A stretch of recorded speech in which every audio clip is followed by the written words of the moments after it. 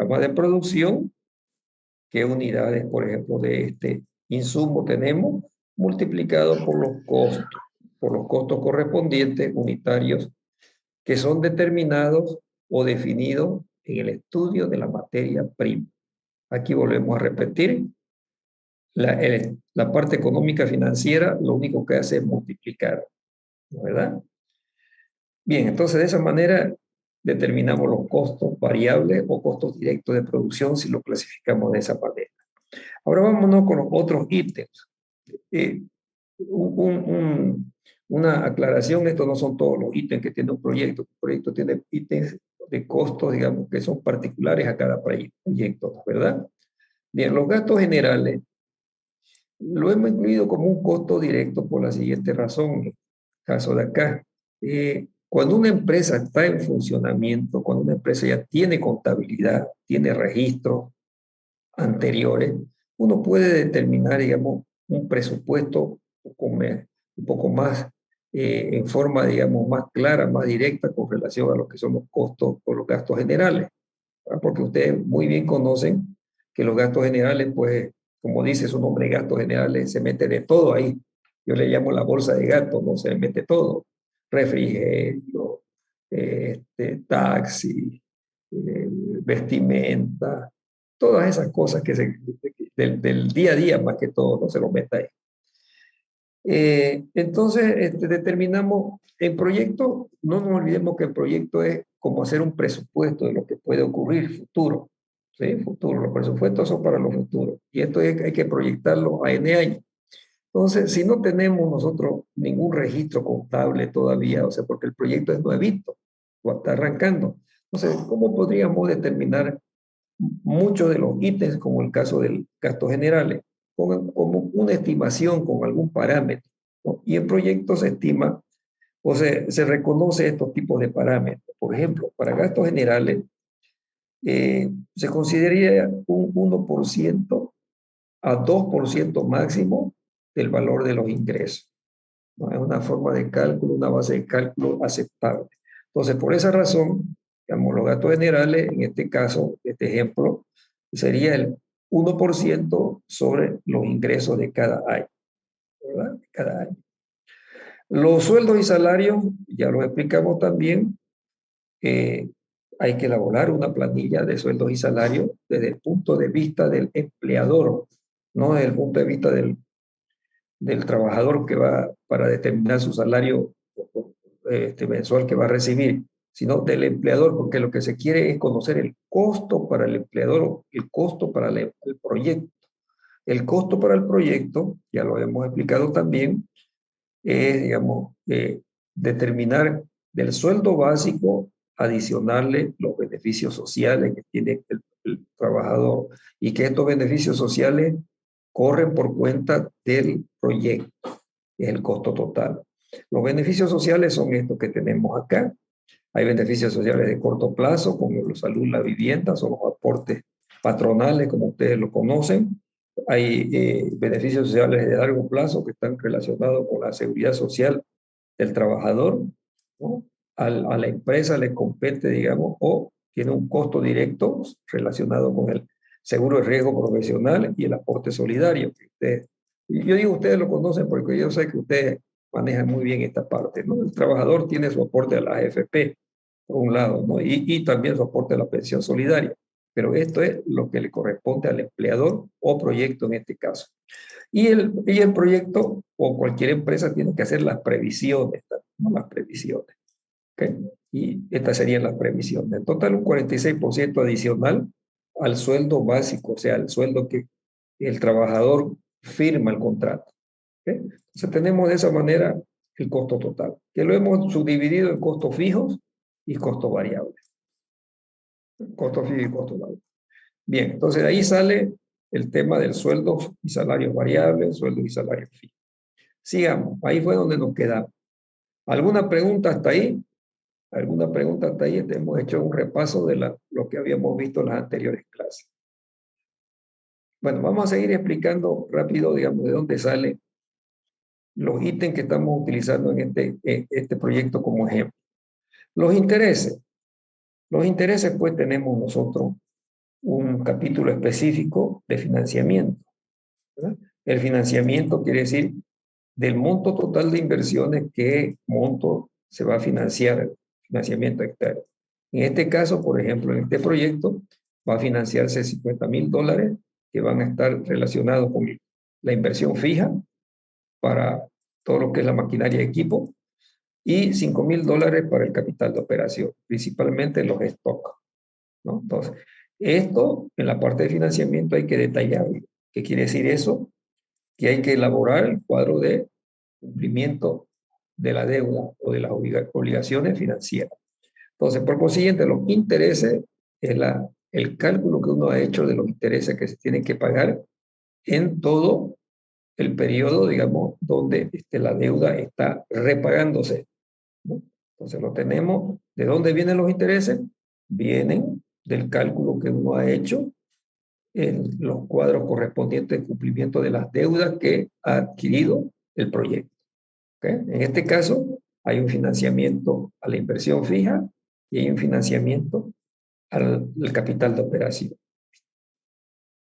Para el ejemplo que estamos desarrollando, como costos variables, hemos tomado en cuenta los intereses del capital de operaciones o capital de trabajo, y como costo fijo, los intereses del crédito, que los $50,000 que van a financiar el activo fijo. ¿Alguna pregunta? Vamos de esa manera avanzando y yo preguntando si tienen alguna duda, alguna pregunta o alguna complementación que ustedes conocen, manejan muy bien la parte contable, y esto está relacionado, muy relacionado con la parte contable. ¿Alguna pregunta? ¿Está claro? Hola, por favor, alguien que me diga sí o no. Está Hola. claro que sí. Está claro. Ustedes lo manejan bien. Sigamos.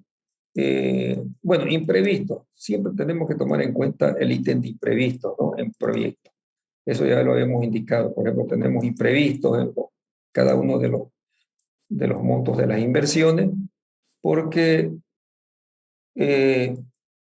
un proyecto no deja de ser proyecto, una presupuestación, y estos no son datos exactos, o pueden tener cierta variabilidad, cierto, digamos, mientras no se ejecute, digamos, esto que se está presupuestando, uno no va a tener pues el dato cierto, ¿no? ¿Verdad? Entonces los imprevistos siempre tienen que estar presentes, los imprevistos. En este caso, 5% máximo a nivel de factibilidad. Vámonos con los costos fijos. Ya hemos explicado sueldos y salarios, de dónde sale. Mantenimiento. Hay una serie de ítems como mantenimiento, seguros, ¿no? Mantenimiento de máquinas de equipo, mantenimiento de obras civiles, seguros, que para presupuestarlo en un proyecto, uno tiene que tomar ciertos parámetros, así como lo hicimos con gastos generales. Entonces, esos parámetros son los siguientes. Por ejemplo, aquí tenemos una hojita de trabajo de qué parámetros vamos a utilizar. Por ejemplo, mantenimiento de máquinas y equipos, mantenimiento de obras civiles, ¿no? Un parámetro que está relacionado con un porcentaje del costo de esos ítems. Por ejemplo, mantenimiento de máquinas y equipos. Mantenimiento de máquinas y equipos, ¿de dónde viene? Es un 2% del valor de las maquinarias y equipos. ¿Ya? Mantenimiento de obras civiles, si tuviéramos ese costo, un 2% del monto de la obra civil. ¿Ok? Seguros. Tenemos seguros para la inversión fija, seguros para el capital de operaciones. Un porcentaje del monto que uno va a asegurar. ¿Sí? Un porcentaje del monto que uno va a asegurar. Es un seguro contra todo riesgo, ¿no? Más o menos un 2 por mil o un 3 por mil, entre 2 por mil a 3 por mil, o 0.20%, 0.30%, que es lo mismo. ¿Okay? Entonces, de ahí sale el monto, digamos, estimado para los ítems de seguro, para los ítems de mantenimiento de máquinas y equipos, para los ítems de mantenimiento de obra civil. ¿Alguna pregunta? ¿Está claro de dónde sacamos? Bien. Sigamos con las depreciaciones de la inversión fija y recuperación de la inversión diferida. Aquí El, el que elabora la parte económica financiera tiene que elaborar el cuadro de depreciación. ¿Dónde está el cuadrito? Aquí está el cuadro de depreciación. Ya ustedes conocen muy bien cómo elaborar un cuadro de depreciaciones sobre el, la inversión inicial sin IVA, ¿no? ¿Verdad?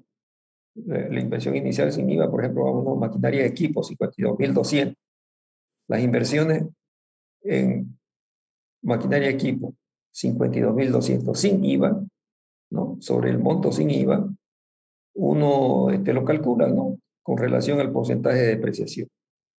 Entonces tenemos, estos son los ítems de la inversión fija, ¿no? Y este ítem de acá es la inversión diferida, los 5.144 de la inversión diferida. ¿Okay? Bueno,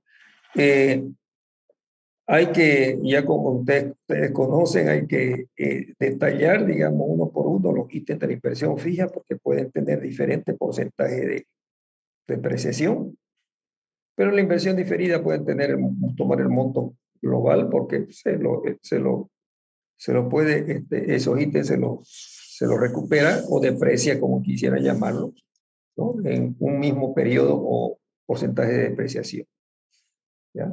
Los años de vida útil o otros, digamos, utilizan el porcentaje de depreciación, ¿verdad?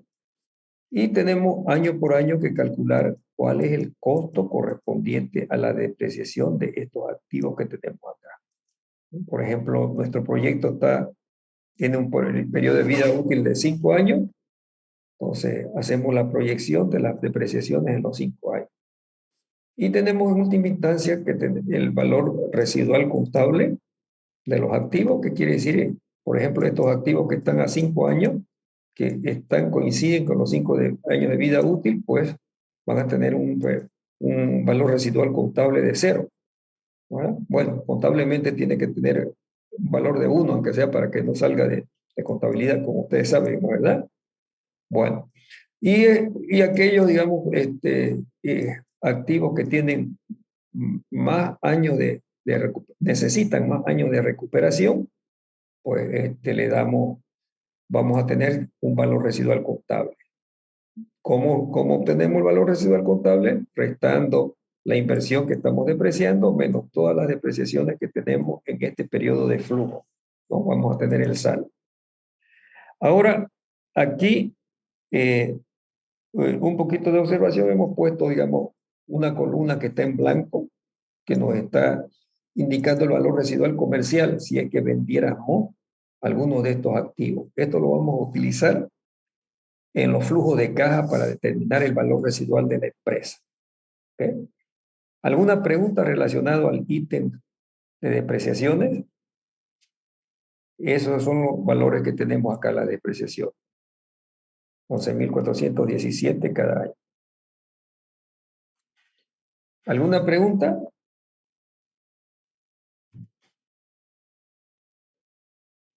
¿Aló? ¿Alguna pregunta? No, listen. Está claro, ¿no? Bien. Ahora estamos listos para entrar a la parte ya de la elaboración del cuadro de pérdidas y ganancias. O sea, resumidamente, digamos, este es el cuadro de pérdidas y ganancias o estado de resultados. ¿Verdad? A los ingresos netos, o sea, sin IVA, se le resta todos los costos operacionales, sin IVA también todo, ya sabemos eso. ¿Por qué? Porque el IVA no es un costo para la empresa. El IVA no es un costo para la empresa. La empresa actúa como agente de retención.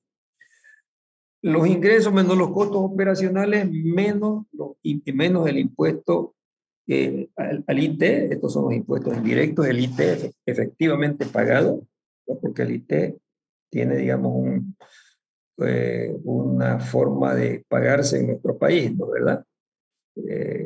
Hay un reglamento que indica que el impuesto a las utilidades, la gestión anterior compensan, ¿no? Al IT, ¿no? Todo eso.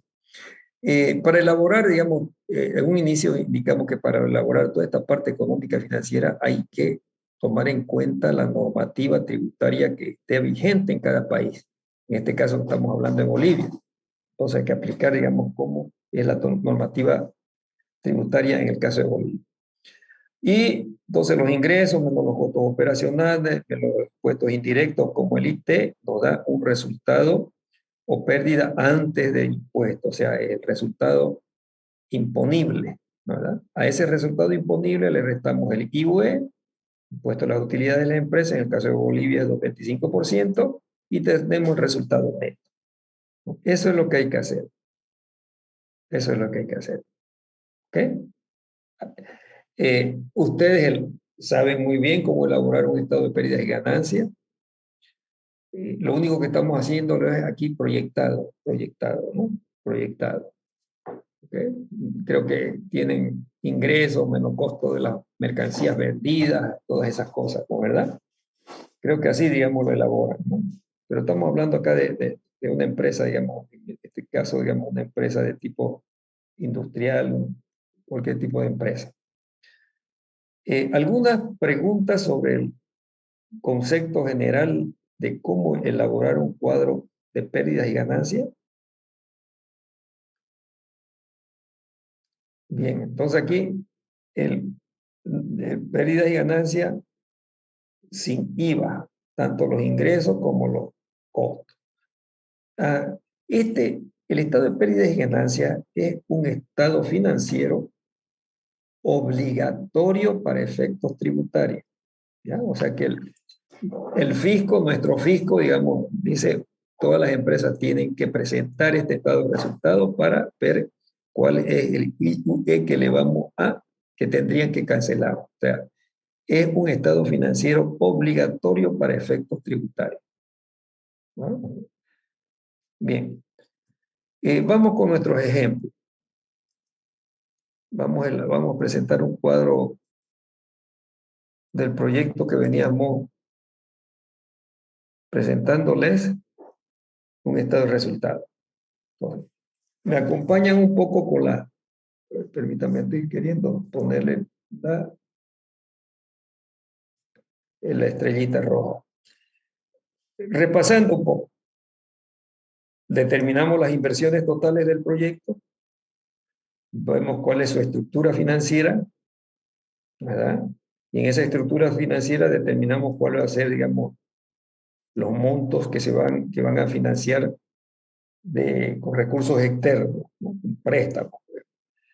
Determinado cuál va a ser la estructura financiera y el financiamiento externo que vamos a tener para el proyecto, elaboramos nuestra parte financiera, de financiamiento, ¿verdad? Nuestra parte de financiamiento es buscar la mejor opción financiera para un proyecto, ¿no? Determinar cuál es la mejor opción financiera en función de las condiciones del financiamiento que nos van a dar.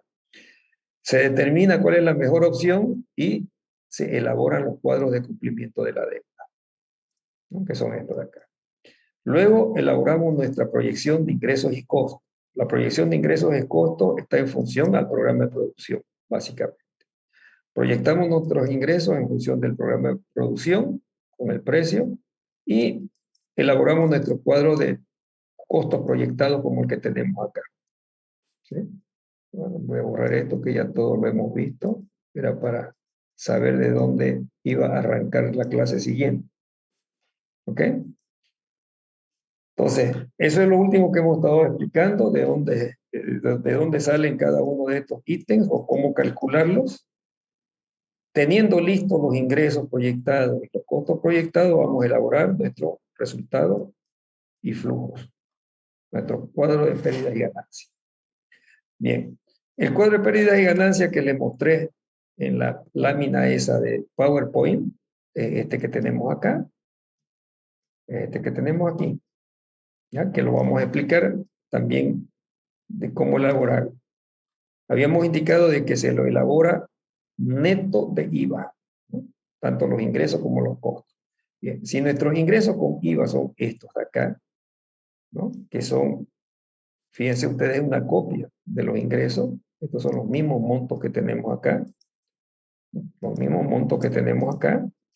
Entonces, lo único que hacemos es sacarle o calcular el IVA, el débito IVA en este caso. ¿Cómo se calcula el débito IVA? Una pregunta para ustedes, a ver.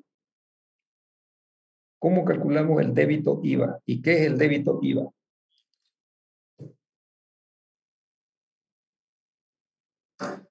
¿Qué es el débito IVA? Por favor, ¿me ayudan?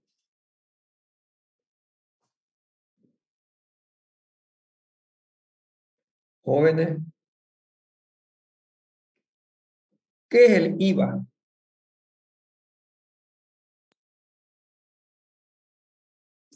Un impuesto, licenciado.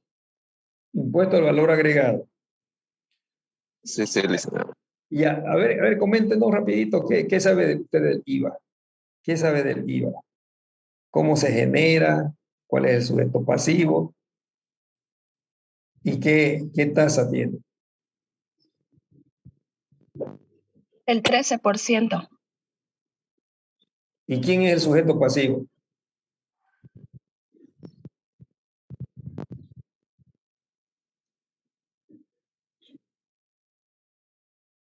En este caso, ¿quién es el sujeto pasivo? En este caso va a ser la empresa, ¿no? Pero el IVA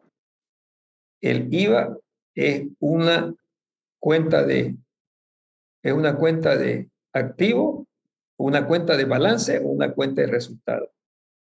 ¿Qué es una cuenta de balance o es una cuenta de resultado?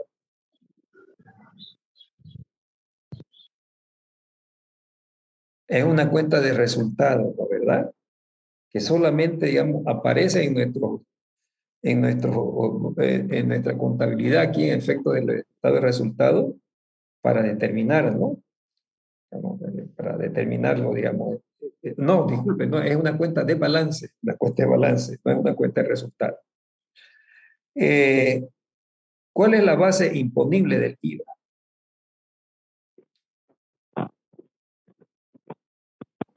¿Cuál es la base imponible? Pero todo esto ustedes lo deben saber, pues, ¿no? ¿Verdad? ¿Sí? 13%. Esa es la tasa. Pero el 13% ¿sobre qué? ¿Cuál es la base imponible? Esa es, ¿sobre qué? ¿Es el precio neto de la venta? De las compras y las ventas. Claro, ¿no? ¿Verdad? Digamos, la base imponible, digamos, es la venta que está generando, ¿no? Esa es la base, ¿no? Que hay débitos, ¿por qué llamamos débito IVA en este caso? Débito.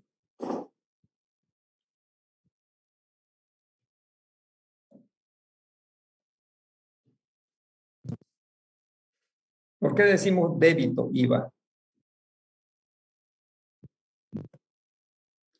Porque se aplica a las ventas. De la empresa, ¿no? ¿Verdad? La empresa en este caso es el sujeto, digamos, el sujeto imponible, en este caso va a ser la empresa, ¿no? La empresa va a tener, digamos, por todos los ingresos que ella tenga como consecuencia de las ventas, va a tener que calcular un IVA. Y ese IVA es el débito, ¿no? Lo que ella le debe al fisco, que debe traspasárselo al fisco. En cambio, digamos, los créditos IVA son todas aquellas, digamos, eh, impuestos IVA que ha pagado la empresa al momento de hacer una adquisición, una compra, ¿no? Que están dentro de la factura, ¿no? Correspondiente a esa compra.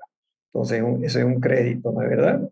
Sí, bueno, entonces el débito IVA, en este caso, el débito IVA es el 13% de la venta bruta que ha tenido la empresa.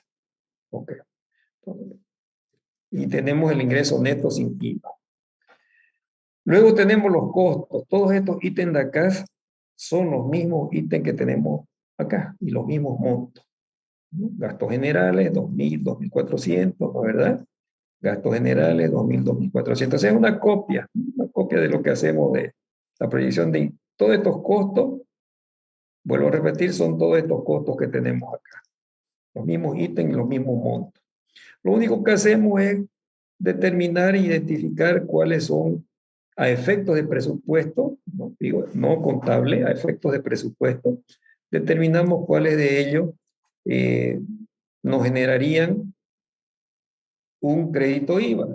O sea, ¿cuáles de estos ítems vienen con factura y cuáles no vienen con factura? Entonces esto se aplica, aquí se aplica la normativa tributaria en el país. Es lógico pensar que si una empresa quiere justificar cualquier costo, tiene que tener la factura correspondiente. Entonces, ¿cuáles de estos costos tienen IVA y cuáles no son? Entonces, esta columnita de acá me ayuda a identificar cuáles tienen IVA y cuáles no. Por ejemplo, ya sabemos que sueldos y salarios no me genera IVA, ¿verdad? Intereses tampoco me genera IVA. No tengo crédito IVA, están exentos del IVA los intereses por normativa, ¿no? Todo lo demás, estimo que para este proyecto tienen que ser comprados con factura, hablemos así, digamos, de manera, digamos, popular. ¿Okay? Lo que no está con factura, entonces no tendríamos que incluirla en el costo. A ver, sanguichería va a tener un tema, digamos, interesante ahí para el tema de los IVA, porque va a hacer muchas compras al régimen simplificado, ¿verdad? Ese régimen simplificado tiene un tratamiento, ¿no? La empresa para poder, digamos, descargarse las compras en el mercado de muchos de esos ítems que va a tener, vamos, tiene que tener, digamos, el correspondiente, digamos, procedimiento tiene que hacer para poder, digamos, descargarlo de su planilla de costos, ¿verdad? ¿Ok? Ya ustedes conocen, digamos, los reglamentos de régimen simplificado y todo eso. Bueno, hay que aplicar la normativa tributaria. Entonces tenemos todos los costos, aquí hemos identificado cuáles tienen IVA, cuáles no tienen IVA. Lo mismo hacemos con los costos variables, son los mismos costos que tenemos en los costos proyectados, los mismos costos y los mismos montos que estos que tenemos acá, ¿no? Lo único que estamos identificando, sueldo y salario no genera IVA, los intereses tampoco, las depreciaciones tampoco, ¿no? Las depreciaciones tampoco, ¿por qué? Porque la depreciación es un costo contable. Donde hemos tenido la inversión es aquí, ¿no? Al inicio, ¿no? Estos son las inversiones en los activos. Y esos activos, digamos, que tienen que ser comprados, digamos, con facturas si queremos nosotros incluirlo en los costos, pues aquí hemos calculado, ¿no? El IVA de inversiones. ¿Ok? Bien, entonces tenemos de esa manera identificado. Esta columnita nos sirve para identificar, vuelvo a repetir, quiénes tienen IVA y una estimación, digamos, de los créditos IVA para la empresa, en este caso, créditos IVA, sumar, ¿no? Todos los costos con IVA y aplicarle el 13%. ¿Ok? Y tenemos, por último, el costo variable sin IVA. El costo variable sin IVA es el costo total bruto menos el IVA, el crédito IVA, tenemos el costo variable sin IVA. De la misma manera tenemos el costo fijo sin IVA. Costo fijo sin IVA. El costo total menos los IVAs, que son estos, los créditos IVA nos dan el costo fijo sin IVA. ¿Alguna aclaración? Lo que yo estoy queriendo reflejar, vuelvo a repetir, en este estado de resultado que es obligatorio para efectos tributarios, que tengo que calcularlo debidamente, como les dice el fisco y el reglamento del IUE, tengo que reflejar, digamos, todas esas disposiciones que hay para que no me caiga impuestos nacionales, para que no me agarre a la empresa como fraude tributario o delito tributario si ellos lo ven. Entonces tengo que aplicar la normativa tributaria. Entonces hacemos los ingresos menos los costos operacionales, que son estos dos, ¿no? Menos el impuesto indirecto, que es el IT. Bueno, pero hasta aquí. ¿Alguna pregunta sobre cómo hemos calculado, digamos, los ingresos netos de IVA y los costos netos sin IVA? Está claro, ¿no? ¿Verdad? Entonces, todo eso es lo que hay que hacer. ¿Está claro? ¿O hay alguna pregunta? Vuelvo a repetir, si yo estoy equivocado, puede ser porque no manejo, no soy experto en contabilidad, ¿ya? Ustedes tienen la formación muy sólida en parte contable y todo esto lo manejan muy bien. ¿Está claro esto que hemos hablado sobre trabajar el estado de resultados netos de IVA? Y toda esta parte económica financiera hay que aplicar la normativa tributaria, en este caso en nuestro país. ¿Está clarito, por favor? ¿Sí o no? Para que siga.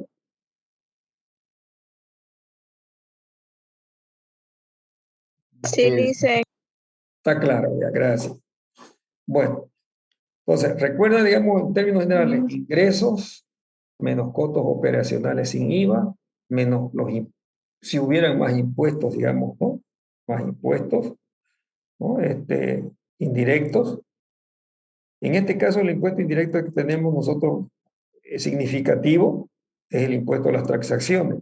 También, si quieren ser, digamos, más menudos o más detallistas, pueden colocar los impuestos ya anuales que, digamos, que están relacionados con las alcaldías, los impuestos a los bienes inmuebles, a los vehículos, todo eso, si hubiera que calcular, ¿no? Pero en este caso vamos a ver con el impuesto grande, que es el impuesto a las transacciones, que eso lo aplica en nuestro país de acuerdo a la normativa correspondiente, ¿verdad?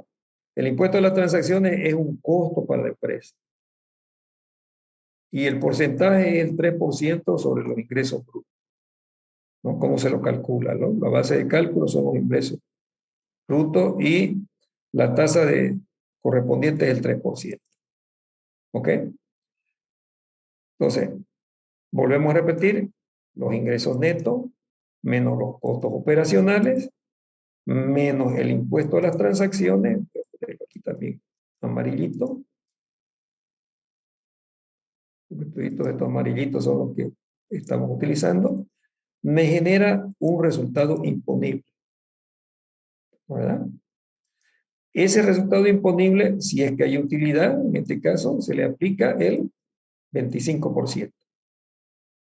Ese es el impuesto a las utilidades de la empresa.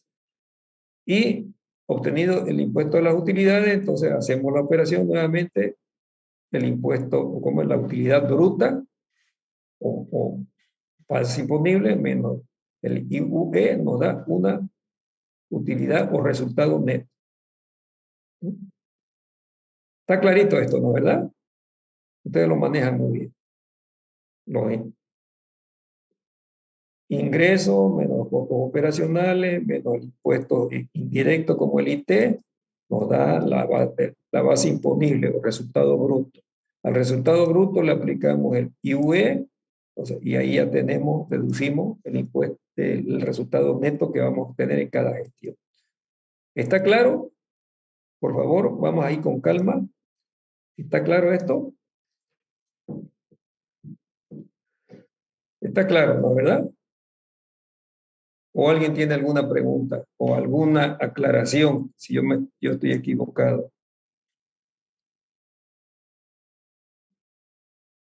Jóvenes, por favor. Está claro, licenciado, para mí. Bueno, ahora lo que falta explicar para usted, sí, yo creo que responde en función de todo. Si nadie dice lo contrario, está claro. Ahora lo que hay que explicar es cómo calculamos el IT para los siguientes años. Ustedes ven aquí, hay años de cero, ¿no? ¿Verdad?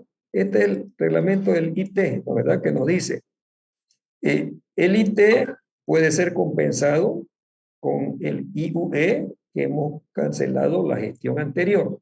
Como estamos arrancando, ¿no? La gestión operativa, ¿no? Estamos arrancando el año 1, no tenemos anterior, ¿no? Entonces en este año procedemos de esa manera, como hemos explicado. Ahora, para el segundo año, ya hemos cancelado un IUE acá. Entonces hacemos lo mismo, ingresos menos costos operacionales, menos el IT, pero ¿cómo lo calculamos el IT? ¿No? El IT se lo calcula también el 3% sobre los ingresos brutos, ¿verdad? Pero ese monto total, ¿no? Puede ser compensado con el impuesto a las utilidades que se pagó la gestión anterior. ¿Sí? Entonces, por ejemplo, en este caso el saldo fue 338. Y así sucesivamente, ¿no? ¿Qué nos dice el reglamento del IT? Que puede ser compensado con el IUE de la gestión anterior. Si si el IT fuera mayor aquí, por ejemplo, fue mayor en 338, ¿no? Entonces hay que cancelar esto. Si el IUE fue mayor, ¿no? El IUE que cancelamos en esta gestión es mayor al IT de acá, entonces no se cancela nada de IT. El saldo va a favor del fisco, ¿verdad? O sea que el IT es un impuesto que mensualmente van las empresas, ¿no? Mensualmente van las empresas, hacen su declaración jurada y lo cancelan, ¿no? Por ejemplo, decimos, me voy en enero, ¿no? Este es el IT, digamos, de este mes, pero yo tengo saldo de mi IUE de la gestión anterior, entonces esta es mi declaración, debería haber pagado tanto, pero como tengo saldo, no pago nada. ¿Sí? Por ejemplo, a ver, vamos a ver. ¿Cuánto es el voy a hacer acá, voy a cambiar el...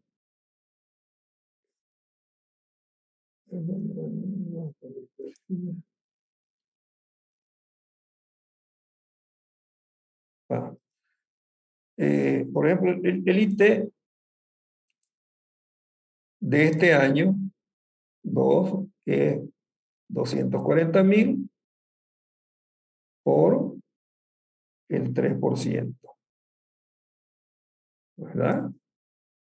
Este año, esta empresa debería haber cancelado $7,200 o unidades monetarias en impuesto a las transacciones. Pero como ha cancelado la gestión anterior 6,862, entonces le corresponde cancelar en efectivo 338, que es este monto de acá. ¿Sí? Que es ese monto de ahí. ¿Ok? Para esta otra gestión, hagamos lo mismo. En esta otra gestión, la gestión 3, 280,000 por 3% son 8,400. ¿No? Esta empresa o esta empresa debería haber cancelado por IT 8,400. ¿Ok? Pero en la gestión anterior canceló 15,000 y 15,000 es mayor que 8,400. Entonces, efectivamente, en efectivo no cancela nada de IT. El saldo va a favor del fisco. ¿Ok? Entonces, lo único que hemos hecho aquí es, a partir de acá es formular, ¿no? Formular, ¿no? Lo hemos formulado y nos ha salido todo eso. Bien. Si hubiera aquí alguna pérdida, no hay IUE. Ya todo eso sabemos. ¿Alguna pregunta? ¿Alguna pregunta?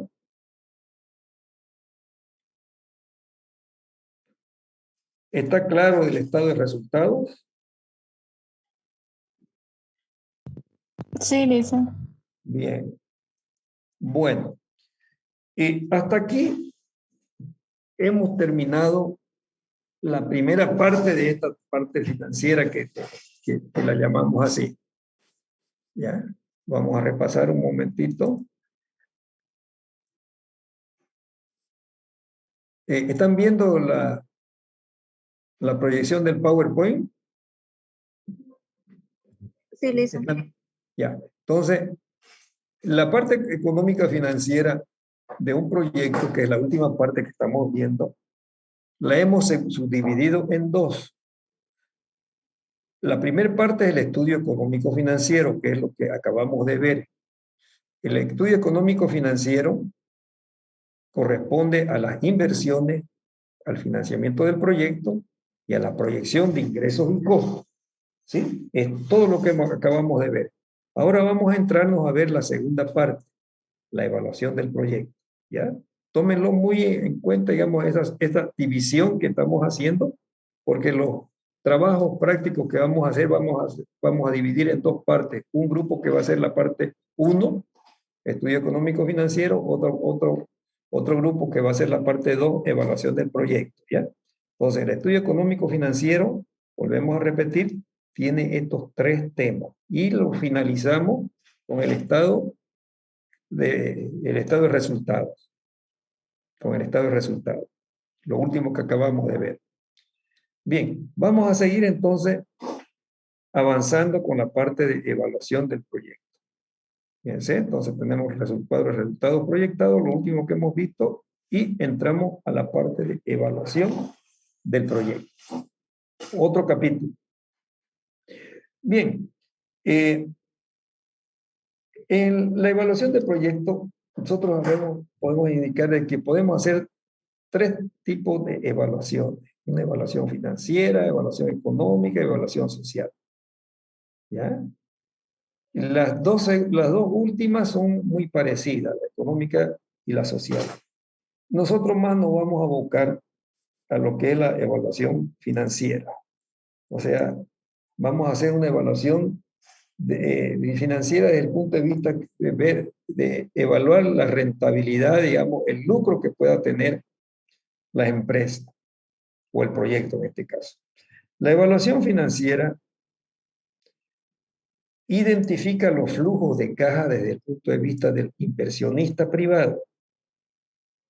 ¿Ya? Flujos de caja, fíjense que estoy hablando de flujos de caja, no estoy hablando de estado de resultado. ¿Ya? Entonces, identifica los flujos de caja desde el punto de vista del inversionista privado. El proyecto es evaluado desde la perspectiva de generar rentabilidad financiera, o sea, vamos a evaluar si hay rentabilidad o no hay rentabilidad financiera. Y suelen hacerse 2 tipos de evaluaciones financieras, que eso lo vamos a explicar más luego. Uno, digamos, que consideran un financiamiento externo y otro que no consideran financiamiento externo. O sea, ¿qué quiere decir eso? Se lo hace desde 2 puntos de vista. Uno, como lo que hemos estado explicando, un proyecto, digamos, toma un financiamiento, en este caso que hemos explicado, de $55,000, ¿verdad? Y hemos elaborado nuestro estado de resultado con los $55,000.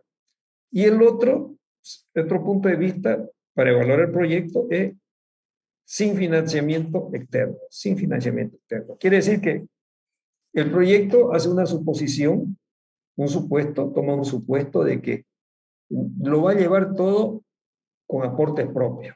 No va a requerir los $55,000 que hemos estado mostrando en el ejemplo, ¿no? Entonces, vuelvo a repetir, se lo hace desde un punto de vista con financiamiento y sin financiamiento. Y después vamos a explicar el por qué. Entonces, la evaluación financiera, que es lo que vamos a desarrollar bien al detalle, es esta, ¿no? Va a evaluar el rendimiento de la inversión que han hecho los inversionistas privados, desde el punto de vista financiero, ver si hay lucro o no hay lucro en esta empresa, ¿ok? O en este proyecto. Los otros 2 tipos de evaluación son, digamos, evaluaciones que desde el punto de vista del impacto que pueda tener el proyecto dentro de la economía o de la sociedad. Y hay 2 formas de evaluar, ¿no? Hay 2 formas de evaluar esto. Uno, digamos, aplicando un método parecido, calculando indicadores, digamos, de tipo económico-social, como la TIR, BAN, económica social. Y otra de otro punto de vista,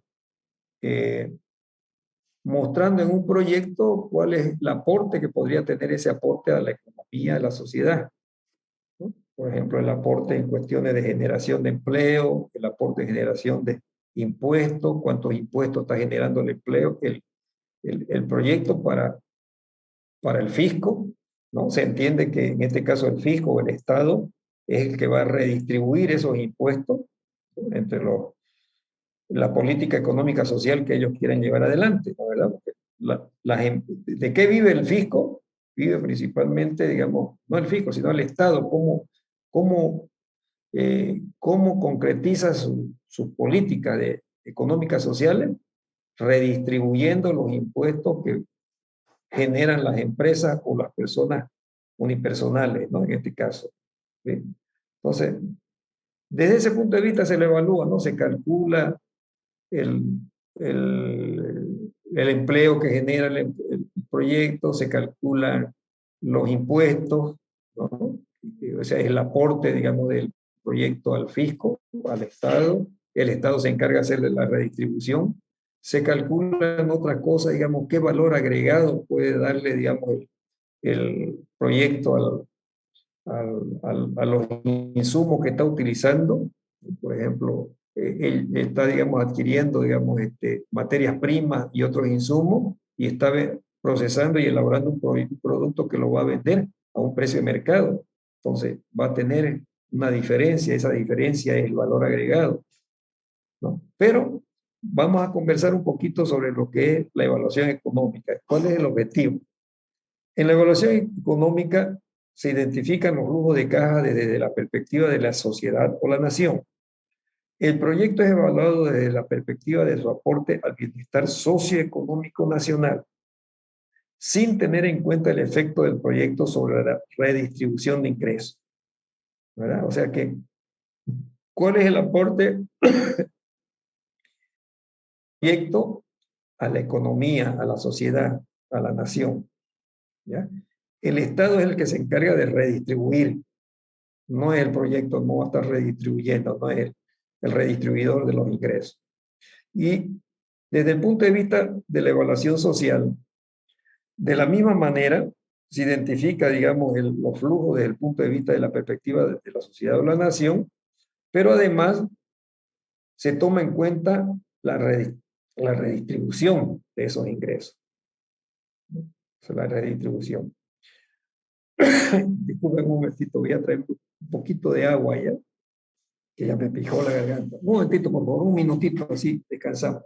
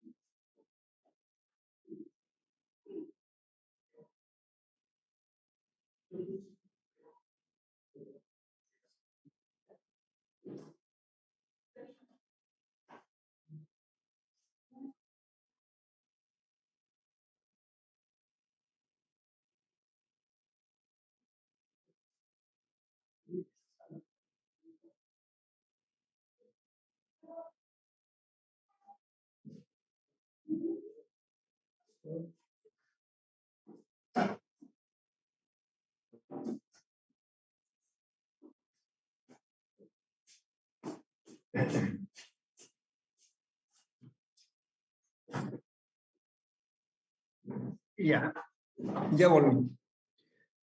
Bueno, para no complicarnos un poquito, el proyecto se lo evalúa desde 3 puntos de vista. Uno desde el punto de vista, digamos, aquí depende del proyecto, si son proyectos públicos o privados, como si se recuerdan ustedes en la primera aula, en el primer capítulo que tuvimos, cuando decíamos que son proyectos privados, que son proyectos públicos. Proyectos privados no son aquellos que, digamos, tienen como objetivo el lucro. Pues vamos a evaluar los proyectos desde ese punto de vista.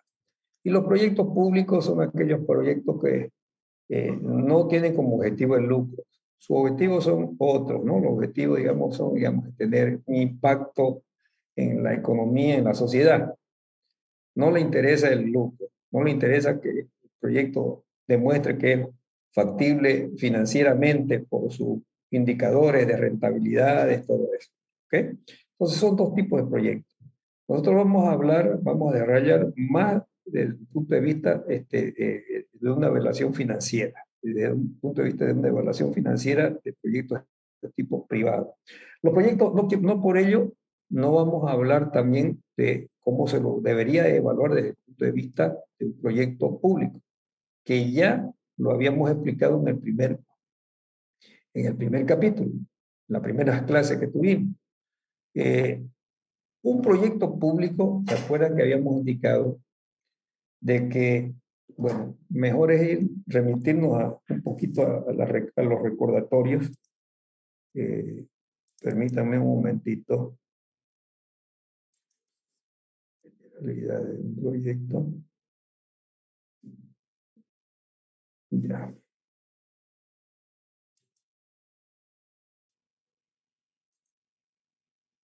Ahora sí.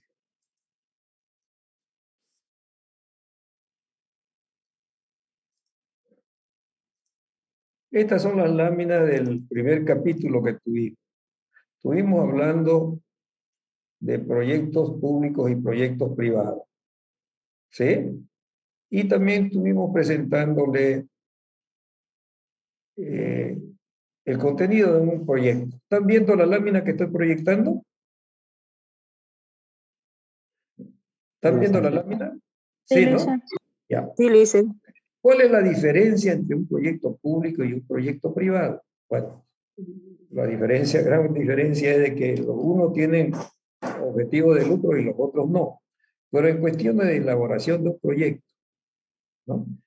Un proyecto de tipo privado hay que hacer un estudio de mercado tal como corresponde, ¿no? O sea, ver la oferta, la demanda y determinar, digamos, las estrategias comerciales de precio y otras estrategias. A eso nos referimos. En un proyecto, digamos, de características de proyecto público sin fines de lucro, no se elabora un estudio de mercado, ¿no? Lo que se elabora es un diagnóstico de situación o línea base, como uno llama, para decir, esta es la situación que se presenta en este momento y la que queremos transformar, ¿no? Por ejemplo, habíamos dado un ejemplo de mejorar las condiciones de vida de una comunidad rural, ¿no? Que en el diagnóstico se había determinado una situación bien caótica, ¿no? Por ejemplo, ingresos de la familia cero, muchas enfermedades, analfabetismo y todo eso. Entonces, este proyecto, ese tipo de proyectos, por ejemplo, se elabora un diagnóstico, no un estudio de mercado.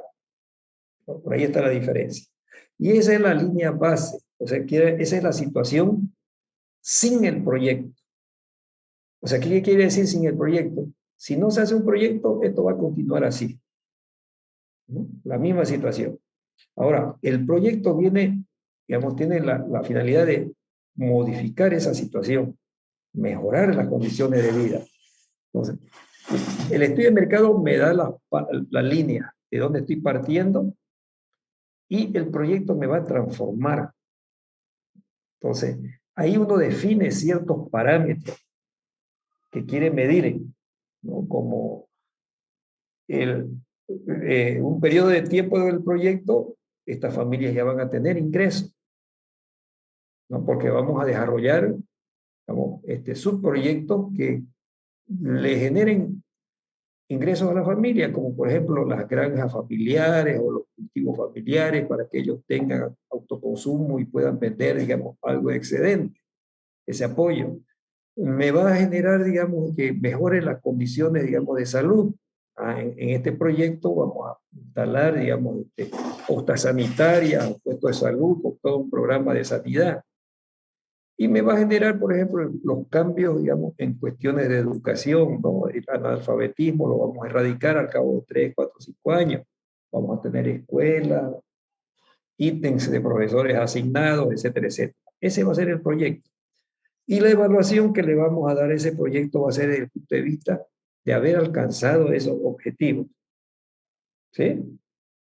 No desde el punto de vista de medir si ese proyecto es financieramente rentable, porque no va a ser rentable financieramente con seguridad. Entonces, esas, digamos, son las tres formas de evaluar un proyecto, ¿no? Primero, digamos, si tiene una rentabilidad, digamos, financiera, digamos, desde el punto de vista financiero, y lo otro desde el punto de vista económico o social. ¿Ok? Vamos nosotros entonces a abocarnos más a presentar todo lo que es la parte, eh, aquí estoy buscando, de evaluación de un proyecto desde el punto de vista financiero. O sea, desde este punto de vista financiero acá. ¿Ok? Bien. Para evaluar el proyecto, fíjense ustedes que estamos diciendo, hay que identificar los flujos de caja. Entonces, tenemos que elaborar flujos de caja, ¿no? Para poder calcular indicadores financieros. ¿Ya? Y ya el estado de resultado me da ciertos indicadores, ¿no? Como rentabilidad desde la gestión, por ejemplo. Pero esos indicadores no son los apropiados para poder, digamos, decir que un proyecto es financieramente rentable o no, ¿no? Hay que elaborar flujos de caja. ¿Y qué son los flujos de caja? Los flujos de caja se componen de los ingresos brutos del proyecto y los egresos brutos del proyecto. O sea, los ingresos efectivamente ejecutados o proyectados y los egresos efectivamente ejecutados o proyectados como tenemos, ¿no? Porque el proyecto hay que proyectarlo. ¿Ok? Esos son los flujos de caja. El flujo neto es la diferencia que hay entre los ingresos, o sea, los influjos de entrada con los flujos de salida. Y aquí tenemos una gráfica que nos va a representar, digamos, los flujos de caja, que es más explícita que lo que literalmente hemos estado explicando. Entonces, este es un flujo de caja, ¿no? Fíjense ustedes, vamos a volver, disculpen que esté de un lado para otro, a este flujo financiero, que lo explicamos al inicio. Este flujo financiero me está indicando de que hay un periodo preoperativo, hay un periodo operativo, ya eso lo conocemos, ¿verdad? Y me representa, digamos, los periodos operativos con esta identificación, esta terminología, ¿no? Y el preoperativo con esta otra terminología. En este periodo preoperativo lo que se da son salidas de dinero, inversiones más que todo, ¿no? Y el ingreso, todo lo que sale, aquí en este caso, tenemos que financiarlo, ¿no? Con aporte propio y con financiamiento externo. Si yo tengo necesidad de $100,000 de invertir en maquinarias, equipos y todas las inversiones correspondientes, bueno, los $100,000 tienen que salir de algún lado, ¿sí? Entonces tengo flujo de salida, flujo de entrada. Y en la parte operativa voy a tener ingresos operativos y egresos operativos. Y al final voy a tener un valor residual de la empresa. ¿Se acuerdan que en el cuadro de depreciaciones habíamos hablado de ello? Bien, eso mismo lo aplicamos en los flujos de caja. Vámonos donde nos quedamos. Nuevamente voy a moverme, ¿ya? No es por complicarlo, pero tengo que irme a buscar nuevamente nuestra gráfica de los flujos de caja. Aquí. Entonces aquí tenemos flujo de caja. El año preoperativo, supongamos que sea un solo año preoperativo, 0, 1, y estos son los años operativos. ¿Sí? En un determinado momento tenemos que cortar este flujo de caja a efecto de hacer la evaluación correspondiente, ¿no? Flujo de caja.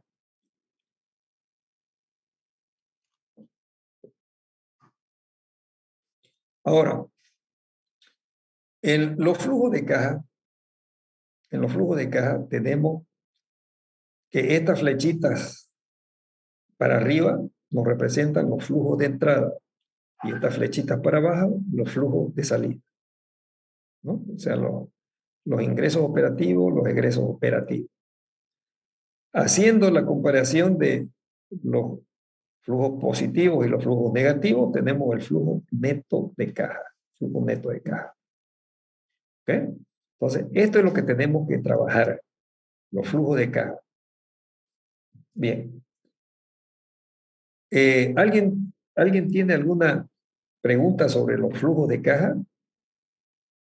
Son los ingresos y egresos en efectivo y en el momento que corresponde, ¿ya? Y el flujo neto de caja es la diferencia que hay entre los flujos positivos y flujos negativos de cada gestión. El flujo de fondo entonces presenta sistemáticamente los egresos e ingresos en efectivo registrados periodo a periodo, es lo que hemos estado indicando. Registra sistemáticamente los egresos e ingresos efectivos. Hay 4 elementos básicos en un flujo de caja. Hay 2 egresos, como son, por ejemplo, todo lo que son los costos de inversión y los costos de operación son los egresos. Son estos. Todas las inversiones y todos los costos de operación, esos son los egresos, ¿no? Y los ingresos son todos los ingresos netos, por un lado. Y, por otro lado, el valor residual. Entonces, hay 4 elementos. Los flujos negativos o de egresos son el de inversión y el de operación. Y los flujos de positivos son los beneficios o ingresos de operación y el valor de salvamento, ¿no? El valor residual de la empresa. Esos son los flujos.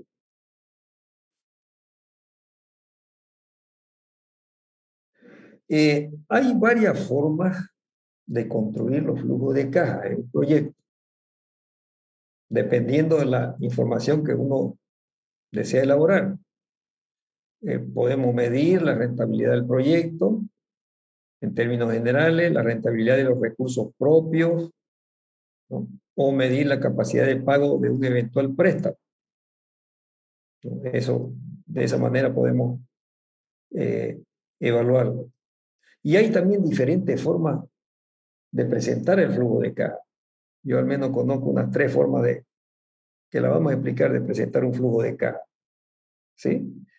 Y un factor relevante para elaborar, digamos, un flujo de caja es la determinación del horizonte del proyecto que vamos a evaluar, que ya eso lo hemos explicado, digamos, cuál es el periodo de vida operativa que le vamos a dar al proyecto para evaluarlo. ¿Se recuerdan? 10 años para proyectos industriales, de 3 a 5 años para los comerciales, 5 años para los agrícolas, así, ¿no? A eso se refiere. Relevante es la correcta determinación del horizonte de evaluación, que en situación ideal debería coincidir con el horizonte de vida útil del proyecto. El flujo de caja se estructura en varias columnas que representan el momento en que ocurren los ingresos y egresos en efectivo de un proyecto. Esto es la forma teórica. Y aquí tenemos un flujo de caja, ¿no? Mírenlo, después vamos a explicar estos flujos de caja. En un flujo de caja, flujo neto de caja, esto es lo que nosotros tenemos que encontrar, el flujo neto de caja. Están registrados todos los ingresos y egresos en efectivo del proyecto. Tiene 4 componentes. Los componentes de egresos están correlacionados con las inversiones del proyecto y con los costos operativos, ¿no? Es decir, aquí tenemos el resultado, ¿no? El resultado neto, digamos, vamos a explicarlo. ¿Por qué el resultado neto? Porque lo hemos tomado del cuadro de pérdidas y ganancias, ¿no? El cuadro de pérdidas y ganancias nos dice el resultado neto. Resultado neto. Aquí hay ingresos operativos y egresos operativos. Entonces tenemos un resultado neto. ¿Okay? Vamos a explicarlo después al detalle este ejercicio. Y tenemos, por último, un valor de salvamento, valor residual. Valor residual. Entonces, de esa manera elaboramos nuestro flujo de caja. Bien, la parte teórica del flujo de caja, no sé si queda correcto. La parte práctica la vamos a comenzar a ver al detalle de la próxima clase. O sea, vamos a elaborar flujo de caja, ¿ya? ¿Alguien tiene alguna duda sobre lo que son los flujos de caja? Flujo de caja es el registro sistemático de todos los ingresos y egresos en efectivo que va a tener el proyecto. Esto de acá. ¿Ok? Y tiene 4 grandes componentes.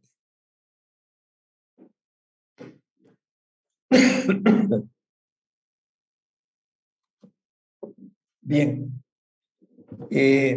Vuelvo a repetir, ¿alguien tiene alguna pregunta sobre la parte, digamos, conceptual de lo que son los flujos de caja?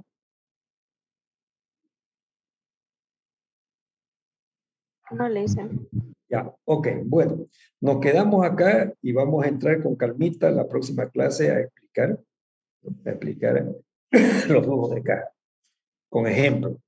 Bien, nos quedamos acá, jóvenes, nos despedimos hasta el próximo día miércoles. Hasta luego. Si no hay ninguna pregunta, disculpen, antes de despedirme, ¿hay alguna pregunta? No, ¿no? Bien. Hasta luego. Hasta luego. Hasta luego. Hasta luego, Licen. Hasta luego, Licen. Gracias.